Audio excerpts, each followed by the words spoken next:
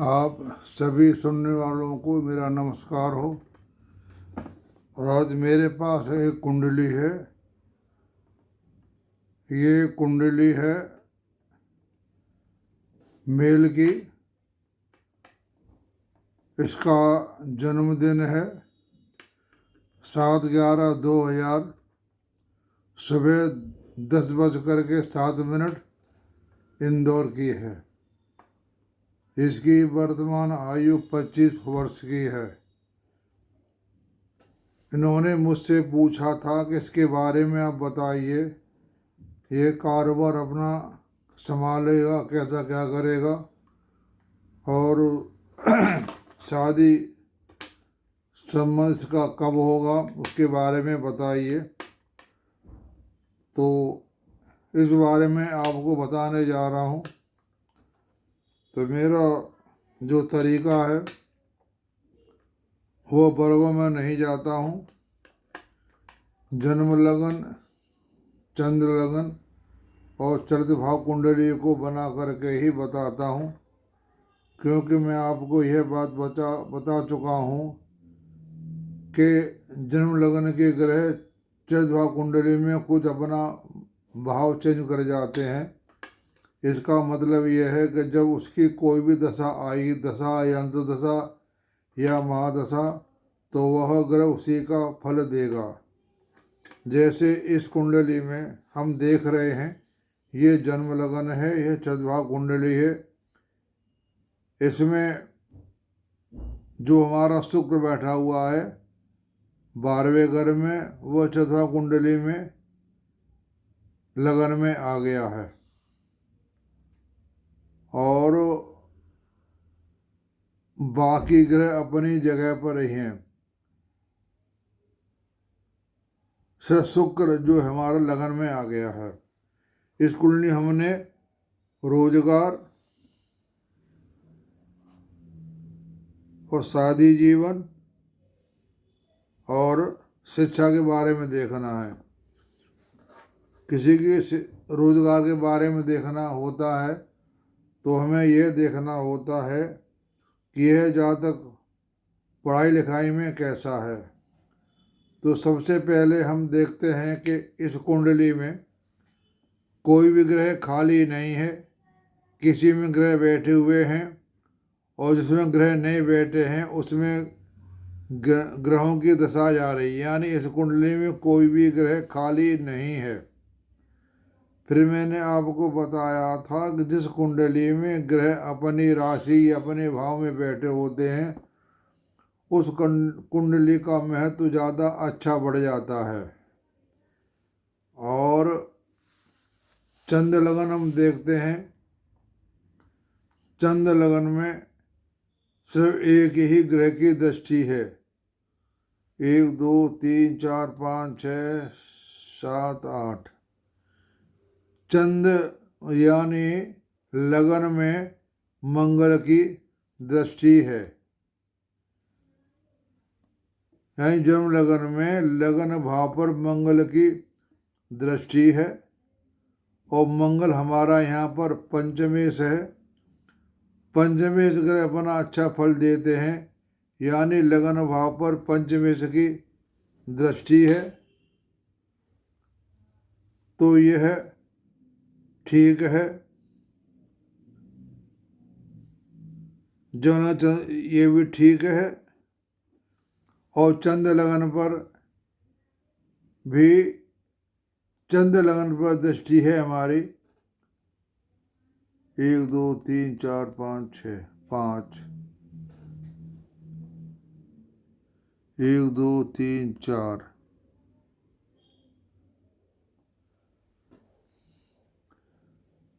यानी जन्म लगन पर मंगल की दृष्टि है। और चंद्र लगन पर 1 2 3 4 5 6 1 2 3 4 5 6 7 8 और चंद्र लगन पर दृष्टि है शनि की। यानी जन्म लगन पर दृष्टि है मंगल की, जो कि हमारा पंचमेश है। और चंद्र लगन में दृष्टि है शनि की दृष्टि है जन्म लगन में जो शनि हमारे हैं वह हैं दूसरे तीसरे भाव के स्वामी हैं, चंद्रमा दृष्टि है। तो ये चंद्र लगन भी ठीक है, जन्म लगन भी ठीक है। सुख भाव देख रहे हैं हम इनका, तो सुख भाव लगन से चौथे भाव से देखते हैं। ये हम जन्म लगन से ही देखते हैं सुख भाव, हम चरित कुंडली में नहीं जाएंगे। तो 1 2 3 4 यहाँ पर पंचमेश की दृष्टि है, इसका सुख भाव भी ठीक है। और जन्म दशा इसकी गुरु की चाली हुई है जन्म से, जो कि इसके लगने से हैं, यानी इस जातक की जन्म दशा गुरु की जब पैदा हुए थे गुरु की तो महादशा लगी, ये भी ठीक है। सुख भाव भी चंद्र लगन भी ठीक है और जम लगन भी सुख भाव भी ठीक है और भाग्य भाव भी ठीक है, क्योंकि भाग्य भाव में हमारे 1 2 3 4 भाग्य भाव हमारे सूर्य हैं जो 11वें भाव में बैठे हुए हैं। भाग्य भी इनका ठीक है। आय भाव में सूर्य और बुध बैठे हुए हैं। सूर्य हमारे 9वें से हैं और बुध हमारे 10वें से हैं और सप्तमें से हैं। यानी आय भाव का जो हिसाब इनका है वो पंचमेश और सप्तमेश से संबंध बना रहा है। सप्तम भाव दशम से, दशम भाव माँ भावत्वल दशम भाव है, तो इनकी आय भी ठीक रहेगी। आप मेरी बात को ध्यान से सुनना कि जो आय भाव का हमारा 11वां भाव होता है उसमें सूर्य और बुध बैठे हुए हैं। सूर्य हमारे 9वें से हैं, बुध हमारे 10वें और सप्तमें से हैं, जो कि दशम से दशम भाव होता है। तो ये बुध भी ठीक है, सूर्य भी ठीक है, ये अपनी ज़िंदगी में पैसा अच्छा कमाएंगे। अब देखते हैं इनकी शिक्षा के बारे में। देखो पंचम भाव पर 3 ग्रहों की दृष्टि पड़ रही है, सूर्य, बुध और मंगल की। सूर्य की जिसकी पंचम भाव दृष्टि होती है तो हम शिक्षा का भाव देखते हैं पंचम भाव से। पंचम भाव की क्या विशेषता है, इसमें बुद्धि भी देख रहे हैं, जो बुद्धि के दाता होते हैं। और बुध हमारे 10वें से कर्म के दाता बन के यहाँ बैठे हुए हैं और सप्तमेश भी हैं, दशम से दशम भाव के भी स्वामी हैं। और सूर्य हमारे लगन 9वें भाग्य के स्वामी हैं, वो पंचम भाव दृष्टि डाल रहे हैं। तो इनका शिक्षा भी ठीक है, तो शिक्षा ठीक है, इनका जन्म लगन ठीक है, चंद्र लगन ठीक है। और अब आते हम इनके रोजगार के ऊपर। तो देखो यहाँ पर आप देखिए 1 2 3 4 5 6 इन 6 भावों के अंदर 1 2 3 4 5 ग्रह बैठे हुए हैं। 5 ग्रहों में से पूर्ण परमात्मा अंश के 3 ग्रह बैठे हुए हैं, राहु, मंगल और सूर्य। आज के समय में सरकारी नौकरी तो लगती नहीं है, हम सरकारी की नौकरी को ले आते हैं अपने व्यापार में, यानी यह जहाँ तक अपने व्यापार में कुशल चलाएगा, क्योंकि हमारा जो ये पक्ष है ये दक्षिण का भाग है। 12 11 10 9 8 यहाँ पर 3 पूर्ण परमात्मा अंश बैठे हुए हैं, सूर्य, मंगल, राहु। अपने व्यापार में कोई दिक्कत नहीं आएगी, ये अपने व्यापार को संभाल के ले जाएंगे। और इसमें शुभ ग्रह हैं हमारे मंगल, पंचम भाव के स्वामी, 9 भाव के स्वामी सूर्य और लगन के स्वामी हैं गुरु। ये 3 ग्रहों की कोई भी दशा आएगी इनका फल अच्छा देंगे। और अशुभ ग्रह हैं इसमें शनि, शुक्र और बुध। शनि स्वामी हमारे हैं तीसरे भाव के, तो 3 6 11 में अगर शनि कोई पाप ग्रह होता है तो अच्छा फल देता है, शुभ ग्रह होता है तो वो अपनी शुभता को छेड़ देता है। यानी यहाँ शनि जो हमारे अशुभ ग्रह हैं वो हमारे यहाँ के लिए शुभ हो गए, क्योंकि शनि तीसरे भाव के स्वामी हैं, इसलिए शुभ हो गए। शुक्र इसमें पापी ग्रह में आ गए, क्योंकि शुक्र हमारे 11 भाव और छठे भाव के स्वामी हैं। मैंने आपको अभी बताया था कि 3, 6, 11 के शुभ ग्रह होते हैं वो अच्छा फल नहीं देते, और पापी ग्रह मंगल राहु होते हैं तो वो फल अच्छा देते हैं। तो यहाँ शुक्र छठे भाव के 11 भाव के स्वामी हैं, तो यहाँ शुक्र अपना फल अच्छा नहीं देंगे, तो ये फल नहीं देंगे। अब हम देखते हैं शादी के बारे में। शादी के बारे में ज़्यादातर पंचमेश और सप्तमेश का आपस में संबंध जब भी बनता है तब शादी का योग बनता है। और मैं आपको एक बात बता देता हूँ, जब भी शादी का योग हो उसमें शुक्र यानी मेन जो ग्रह है बृहस्पति का संबंध जरूर आना चाहिए, क्योंकि बृहस्पति जो महाराज हैं वो संतान के भी कारक हैं, लक्ष्मी के भी कारक हैं, और शादी कराने वाले भी बृहस्पति हैं। तो यहाँ हम देख रहे हैं कि पंचम भाव के स्वामी मंगल हैं। तो मैं आपको एक राय बताता हूँ, जब भी आप शादी करें उस शादी के अंतर्गत मंगल या केतु की दशा नहीं आए। इस जातक की शादी जो होगी वो शनि की महादशा के अंतर्गत ही होगी, क्योंकि शनि की दशा 19/12/2012 से चल रही है 19/12/31 तक।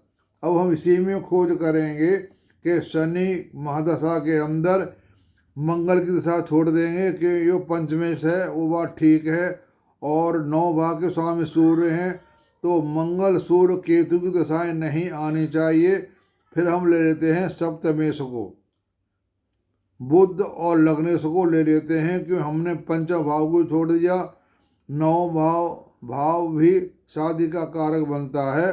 तो हम यहाँ इस कुंडली में देख रहे हैं कि शनि की महादशा 2012 से लेकर के 2031 तक चल रही है। यहाँ हम देख रहे हैं शनि में राहु और गुरु की दशा चलेगी 4/1/2027 से लेकर के 3/5/2027 तक। तो यहाँ इसका शादी का योग बन रहा है। इसकी शादी 2027 में करेंगे तो अच्छा फल देगी। यहाँ पंचमेश और 9वें सूर्य और मंगल हैं, इसकी दशाओं में शादी नहीं करें। अगर शादी इस दशा में करते हैं तो वह शादी पूरी तरह से सही नहीं जाती है। और एक बात आपको मैं बता देता हूँ कि जिस कुंडली में केंद्र में दिशा और राशियाँ होती हैं उसके शादी जीवन में थोड़ा सा मन नहीं मिलता, यानी थोड़ी सी आपस में मन मुटाव सा रहता है। नंबर 1 तो यहाँ पर लगन में दिशा राशियाँ हैं, ये दिशा राशियाँ होती हैं, ये मेन जो इसका प्रभाव पड़ता है वह पति पत्नी के आपस में संबंध में पड़ता है। फिर नंबर 2 हमको यह देखना चाहिए कि कुंडली के अंदर सप्तमेश और लग्नेश जो बैठे हुए हैं वो किस भाव में बैठे, दूसरे में या तीसरे में या चौथे में या 5 में या 6 में या 7 में या 8 में या 9 में 10 में 11 में। तो सबसे खराब जो होता है लग्नेश और सप्तमेश 6-8 की परिधि में नहीं होना चाहिए। लेकिन इस कुंडली में सप्तमेश और लग्नेश यानी बुध और गुरु, अब देख गुरु हम यहाँ बैठे हुए हैं, गुरु बैठे हैं छठे भाव में, तो यहाँ से गिनती करते हैं 1 2 3 4 5 6। बुध यानी सप्तमेश और ये छठे भाव में बैठे हुए हैं, और हम बुध से गिनते हैं तो 1 2 3 4 5 6 7 8। बुध से गुरु अष्टम भाव में बैठे हुए हैं और गुरु से बुध छठे भाव में बैठे हुए हैं, यानी षष्ठ अष्टक इसमें ठीक नहीं होता है। इस कुंडली में अपने घर में कोई ग्रह नहीं बैठा हुआ है, यानी कालपुरुष कुंडली के हिसाब से कोई भी ग्रह नहीं बैठा हुआ है। पहला मंगल का, दूसरा शुक्र का, तीसरा बुध का, चौथा चंद्रमा का। इस तरह से हम देख रहे हैं कोई भी ग्रह अपने भाव में नहीं बैठा हुआ है और कोई भी ग्रह अपनी राशि में नहीं बैठा हुआ है। सभी अपने दूसरे के घरों में बैठे हुए हैं। शुक्र भी वृश्चिक राशि में बैठा हुआ, जब इसका घर होता 2 और 7 तुला और वृष राशि। चंद्रमा का अपनी राशि होती है कर्क, जो कुंभ में बैठा हुआ है। गुरु की राशि होती 9 और 12 धनु और मीन, यह वृष राशि में बैठे हुए हैं। और शनि की अपनी राशि होती है कुंभ और मकर, ये भी यहाँ वृष राशि में बैठे हुए हैं। मंगल की राशि होती है जो होती है 1 और 8, तो ये भी कन्या राशि में बैठे हुए हैं। सूर्य और बुध, सूर्य भी तुला राशि में और बुध तुला राशि में, यानी इस कुंडली में कोई भी ग्रह अपनी राशि में नहीं बैठा हुआ है। इसमें सिर्फ एक राजयोग दिखाई दे रहा है, वो है बृहस्पति और गुरु का। कोई भी कुंडली हो उसमें पहले आप ये देखें कौन से ग्रह अपने घर में हैं, अपने भाव में हैं और गज केसरी योग है कि नहीं। इस कुंडली में गज केसरी योग बन रहा है। इस जातक को गुरु और चंद्रमा का ही ज़्यादा प्रभाव रहेगा, यानी गुरु और चंद्रमा केंद्र से 4, 7, 10 में बैठे होंगे, उसे गज केसरी योग कहते हैं। हमें यहाँ से गिनते हैं 1, 2, 3, 4, चौथा भाव हो गया लगन का, तो ये केंद्र में आ गया। और यहाँ से गिनते हैं हम 1, 2, 3, 4, 5, 6, 7, 8, 9, 10, तो चंद्रमा 10 में आया गुरु से, यानी चंद्रमा गुरु केंद्र से 4, 7, 10 भाव में बैठे होते हैं, तो उसे गज केसरी योग कहते हैं। इस कुंडली में गज केसरी योग बना हुआ है। और गुरु रोहिणी यानी अश्विनी भरणी कृतिका चंद्रमा के उसमें नक्षत्र में बैठे हुए हैं और चंद्रमा गुरु के नक्षत्र में बैठे हुए हैं। सबसे यहाँ अच्छा योग है हमारा गज केसरी योग, सबसे अच्छा योग इसके में दिखा रहा है। ये बहुत बढ़िया है। इसमें गज केसरी योग है और उसमें कोई योग नहीं है। अब मैंने आपको रोजगार के बारे में बता दिया, शादी के बारे में बता दिया। इनकी शादी आप जब भी करेंगे तो 2027 में करेंगे, ये मैंने डेट दे दी है। यहाँ शनि राहु गुरु की, शनि की महादशा, राहु की अंतर और गुरु की प्रतिअंतरदशा आ रही है 4/27 से लेकर के 23/5/2027 तक। ये शादी का योग बहुत अच्छा रहेगा।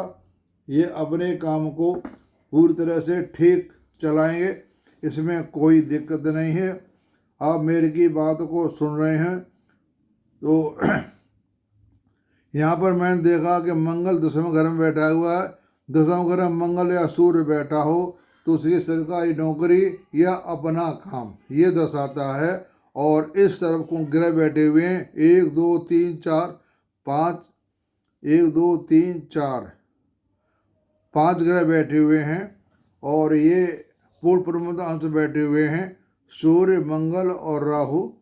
तो इसमें कोई दिक्कत नहीं है, इनका जीवन सही चलेगा, यानी इनका जीवन आप मान लो ठीक चलेगा।